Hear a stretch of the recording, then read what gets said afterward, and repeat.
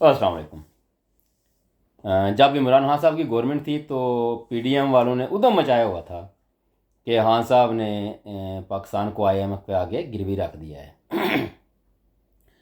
अब देखते हैं कि ये क्या कर रहे हैं। वैसे तो जहाँ भी जो सरकारी मुलाजम होते हैं, जो सिविल सर्वेंट जिन्हें कहते हैं, या जिस ओहदे पर भी हों, वो बुनियादी तौर पर वो अपने अवाम के हकूक़ के मुहाफ़िज़ या उनके खादिम होते हैं।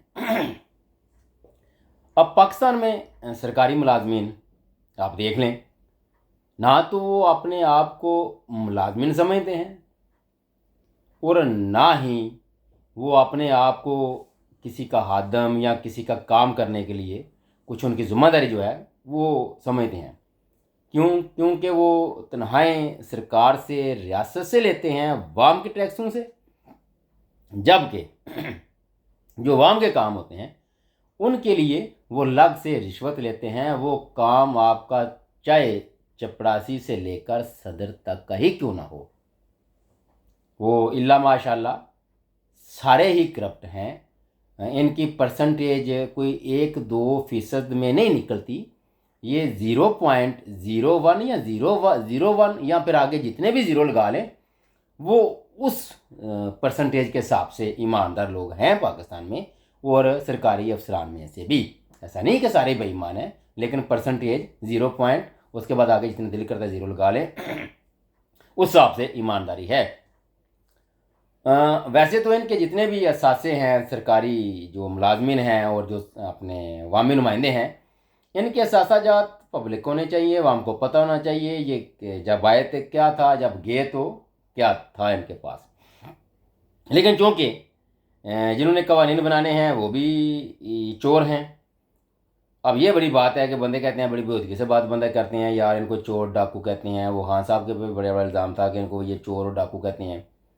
अब ज़ाहिर है एक बंदा चोरी करता है, बेईमानी करता है, धोखा करता है, तो उसको करप्ट, डिसऑनेस्ट, वो अंग्रेज़ी में बंदा कह रहे तो वो नहीं मशहूर था, करप्ट, रामखोर।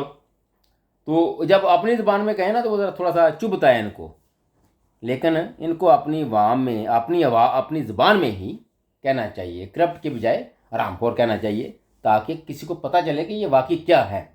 अच्छा, तो सरकारी अफसरान भी ज़ाहिर है उनके चेक एंड बैलेंस तो है नहीं, क्योंकि वो अपने सारे नजायज़ काम जो ऊपर है, फिर ऊपर से ऊपर वो सारे काम जो ऊपर वाला अपने नीचे, नीचे वाला उससे नीचे वाला, ये जो गलत कारियाँ करते हैं, रामखोरियाँ करते हैं, इस वजह से ज़ाहिर है ये एक दूसरे को पकड़ते भी नहीं है कि कानून बनाने वाले भी वही, पकड़ने वाले भी वही, पकड़वाने वाले भी वही।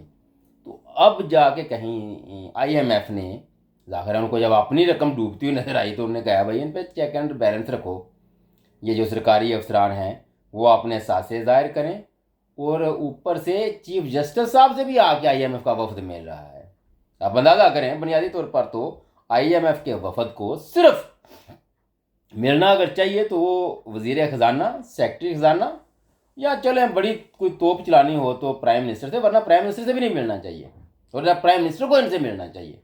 वो वजारत ख़जाना में जो लोग बैठे हुए हैं वो मैनेज करते, ये इस लेवल का काम है। लेकिन अब वो आगे चीफ जस्टिस से, वो मुझे तो लगता है एक दिन आ जाना उन्होंने कमिश्नर डीसी साहब से भी मिलना है।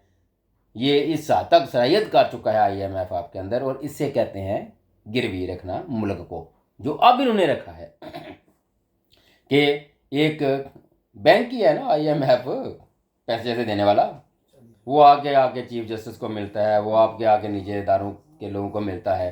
ये मुल्क के साथ तक इन्होंने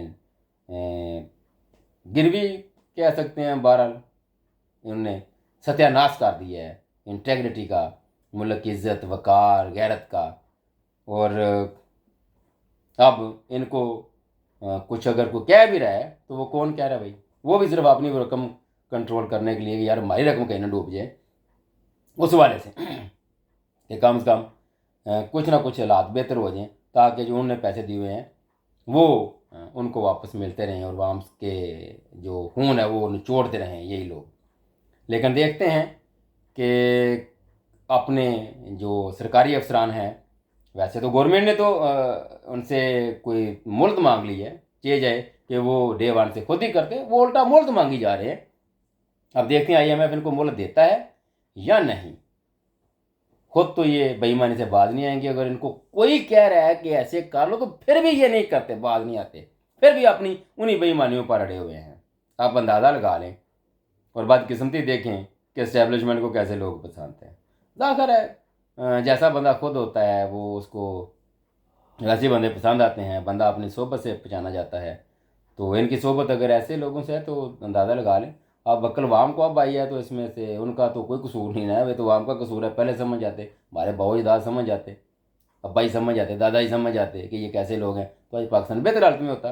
वर देर आए दुरुस्त आए, समझ बेहतरी की तरफ कम से कम अपनी सोचों का जो सोचों की जो डायरेक्शन है वो तो आज 70 साल बाद कोई ठीक हुई है। पाकिस्तान की भी इंशाल्लाह 4 सालों में बेहतर हो जाएगा। अब तक के लिए इतना ही। अल्लाह हाफिज़।